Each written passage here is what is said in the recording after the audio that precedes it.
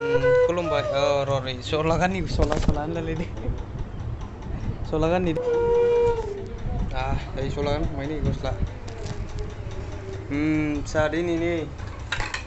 बिथां अरननि खुसेर सिफुंसो सिफुं हाय लोगोफोर जाना फैदो बियो नै बिदि सिफुं बानायनायफोरानो आखाइजोंसो बानायनो बियो जि मेरला बानायदों आखाइ बाबा औवाजों बानायो खिन्थु आखाइजों बानायदों बियो नै बरिया मेरला होखागोन दायो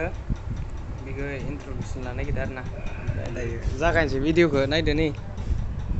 र'दे केमेराखौ सोलायनि दोनथ'नि नोंथाङा होदो गावनि गोसो बायदि इन्ट्रडक्सनखौ होग्रोदो फार्स्टआव खुलुमबाय आंनि मुङा अरन बर' दिनै आं बिथां सनजितनि न'आव ओरैनो एसे बेरायनाय हिसाबाव आलासि जाहैनाय बायदि फैदोंमोन स' ओंखायनो जोंहा 15 आगस्टनिबो मोनसे माने जनगण बायदि मेथाइ डाबिं खालामगोन कभार सं आरो रिमिक्स बानायगोन बिनि होननानै एसे माने प्रेक्टिस हिसाबाव फैनायमोन माने 15 आगस्टनि सिगां बानायगोन ना माने बेखौनो एसे सानैजों जयै जिरायनानै नायनो होननानै फैदों स' बेबो जानायालाय जानानै थांबाय दा ओरैनो बेकार टाइम थानायखाय माने सिफुं सुनो दङ आरो बियो सुना नायनोसै जाया नोंथांमोननि सिगाङाव नोंथांमोना कमेन्टआव बुंहरदो दा जायखिजायासो दामगोन आं माने मेथाइथ' बारा गोसो थाला जाहैबाय एसे नालेंखरफोराबो खालि दे दा जागायजेनसै ना दे होदो